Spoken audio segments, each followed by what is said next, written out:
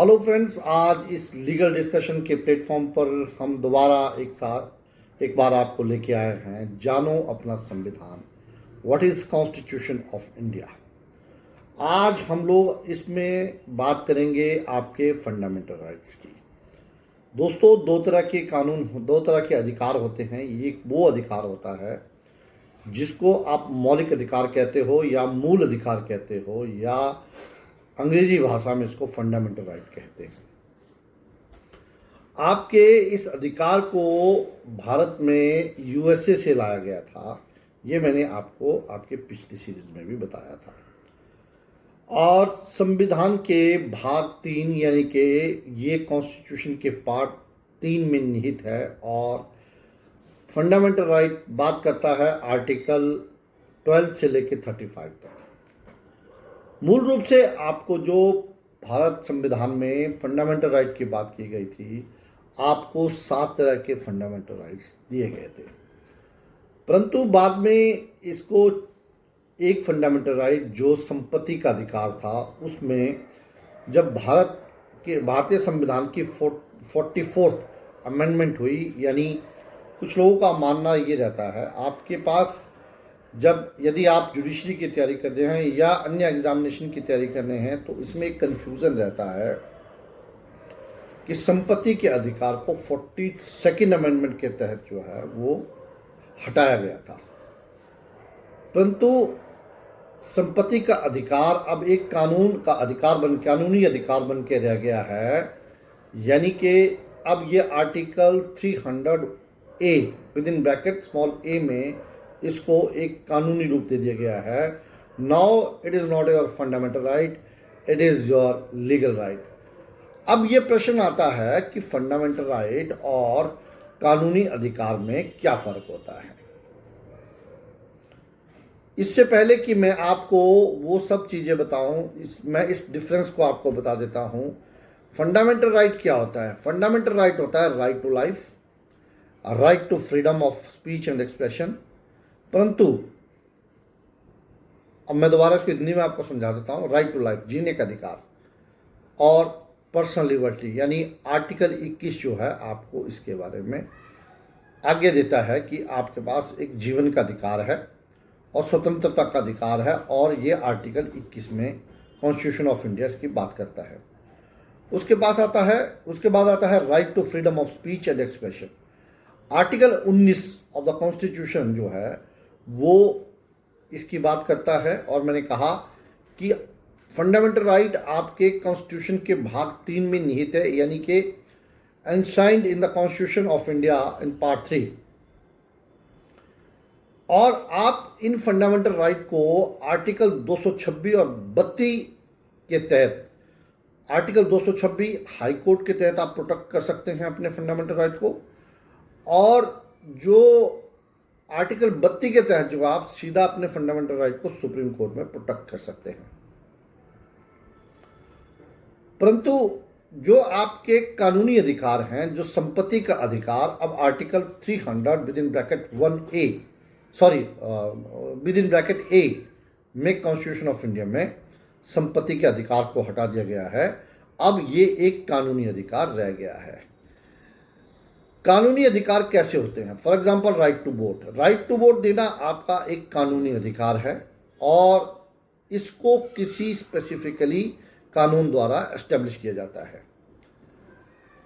Like representation of the people act, if violated the remedy is shot through the ordinary legal process. यदि आपको vote देने से रोका जाता है तो इसके तहत आपको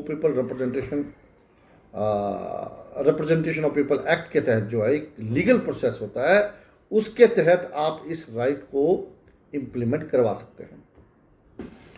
दूसरा राइट टू कंज्यूमर, ये जो है ये एक फंडामेंटल राइट नहीं है, ये आपका एक कानूनी अधिकार है। यदि आप कंज्यूमर हैं और आपके साथ कोई धक्का होता है, यानी कि आपको कंज्यूमर को होने के नाते आपके इंटरेस्ट प्रोटेक्ट नहीं हो रहे हैं, तो आप अपने उन अधिकारों को किसी विशेष कानून के तहत, यानी कि कंज्यूमर प्रोटेक्शन एक्ट 2019 के तहत एक प्रोसीजर के द्वारा, एक प्रोसेस के द्वारा जो है वो इम्प्लीमेंट करवा सकते हैं। अब हम इससे आगे बढ़ते हैं। मैंने आपको समझा दिया कि क्या आपके कॉन्स्टिट्यूशनल राइट होते हैं और क्या आपके कानूनी अधिकार होते हैं, यानी कि क्या आपके लीगल राइट होते हैं। जैसा मैंने बताया आपको, इससे पहले आपके 7 तरह के जो थे फंडामेंटल राइट थे, परंतु जब से 44th अमेंडमेंट आया हुआ कॉन्स्टिट्यूशन में, तो आपके संपत्ति के अधिकार को इससे हटा लिया गया और तब से आपके फंडामेंटल राइट 6 रह गए। यानी कि अब आपको 6 अधिकारों के बारे में हम लोग आज चर्चा करेंगे। वो कौन कौन से हैं। आर्टिकल 12 से लेकर 35 तक फंडामेंटल राइट की बात होती है। सबसे पहले आता है समानता का अधिकार। आर्टिकल 14 से लेकर 18 तक समानता की बात की है। मैं इसको डेमोस्ट्रेट नहीं करूंगा, मैं इसको आपको बताऊंगा। आपको अपनी एक छोटी सी बुक कोई भी ले लीजिए, वो आप अगर ध्यानपूर्वक पढ़ेंगे, आपको इसको जस्ट रटने की ज़रूरत है यदि आप किसी चीज़ के लिए प्रिपरेशन कर रहे हैं। यदि आपको जानना है तो शायद आपको समानता का अधिकार, जिसको समता का या समानता का अधिकार मतलब all are equal in the eye of law, मतलब सब लोग समान हैं, रेस का, कास्ट, क्रीड और सेक्स के बेस पे जो है आपको जो है वो कोई भी कोई आप डिफरेंस नहीं कर सकता है। यदि कोई अथॉरिटी या कोई अधिकारी या कोई स्कूल या कोई इंस्टीट्यूशन आपके साथ ऐसा करता है, तो आप article 14 for the violation of article 14 to 18 directly आप हाई कोर्ट आर्टिकल 226 में उसको, उस ऑर्डर को चैलेंज कर सकते हो, या सुप्रीम कोर्ट में आर्टिकल 32 के तहत उसको चैलेंज कर सकते हो। इसके बाद आता है स्वतंत्रता का अधिकार, राइट टू लिबर्टी, यानी कि आर्टिकल 19 to 22 आर्टिकल स्वतंत्रता के अधिकार की बात करता है। आपकी स्वतंत्रता आपको जिस दिन आप पैदा होते हैं और एक आप डेमोक्रेटिक स्टेट में पैदा होते हैं, तो आपके पास सीधा ये अधिकार आपको तोहफे के रूप में मिलता है। फॉर एग्जांपल, आप हिंदुस्तान में किसी भी जात, किसी भी धर्म, किसी भी मेल फीमेल किसी भी तरह से पैदा होते हैं, तो राइट टू लिबर्टी आर्टिकल 19 से 22 में आपको स्वतंत्रता मिलती है। उसके बाद आता है शोषण के विरुद्ध अधिकार, यानी कि आर्टिकल 23 to 24 आपके शोषण की बात करता है कि कोई भी, आप किसी भी धर्म से हो, किसी भी जाति से हो, मेल हो फीमेल हो, आपका कोई शोषण नहीं कर सकता। यदि आपका कोई शोषण करता है तो आपके इस अधिकार को भी हाई कोर्ट या सुप्रीम कोर्ट में प्रोटेक्ट किया जा सकता है। उसके बाद आता है आपका धार्मिक स्वतंत्रता का अधिकार। किसी भी धर्म को आप अपना सकते हो और किसी भी धर्म को आप छोड़ सकते हो, ये आपकी धार्मिक स्वतंत्रता का अधिकार है। परंतु जैसे आजकल चल रहा है कि आपका धर्म को बदलने की बातें की जाती है, कि आपको कंपेल किया जाता है कि आपको ये धर्म आपसे बदलवाया जा सकता है। परंतु यदि आपको कोई यदि कंपेल करता है, फॉर एग्जांपल आप हिंदू धर्म में हैं, आपको क्या कहता है कि आपको इस धर्म को छोड़ के अन्य धर्म में जाना होगा और वो आपसे ज़बरदस्ती करता है, तो आपको उसको प्रोटेक्ट किया जा सकता है हाई कोर्ट में या सुप्रीम। अब 5वां नंबर आता है सांस्कृतिक एवं शिक्षा का अधिकार। वो बात करता है आपकी 29 to 30 में, आर्टिकल 29 to 30 में। 6th आता है आपका संवैधानिक उपचारों का अधिकार।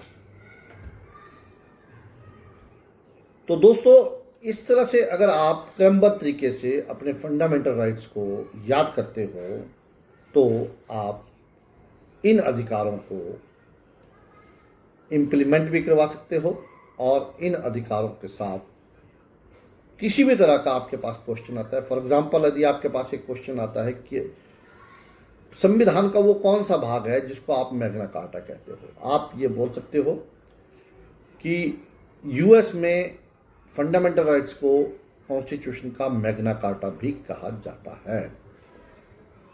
तो दोस्तों ये था मेरा आज का टॉपिक, जिसको मैंने ज़्यादा डेमोस्ट्रेट नहीं किया। यदि आप चाहते हैं कि मैं इसको ज़्यादा से ज़्यादा डेमोस्ट्रेट करूं, तो प्लीज़ आप मेरे इस वीडियो पे जाइए और कमेंट सेक्शन में आपको अपना अपना कमेंट इस पे देना होगा। और मैं कोशिश करूंगा कि आपके साथ आऊं एक और नई सीरीज़ के साथ। और मुझे लगता है ये वीडियो आपके लिए काफ़ी इंफॉर्मेटिव होगी और इफ़ेक्टिव होगी, तो प्लीज़ इसको लाइक कीजिए, शेयर कीजिए। और मेरे को यदि आप ऐसा करते हैं तो मुझे प्रोत्साहित कीजिए कि मैं आपको नए नए इस तरह की लीगल जानकारी के साथ आपके पास आता रहूं और आपको बताता रहूं। Thank you.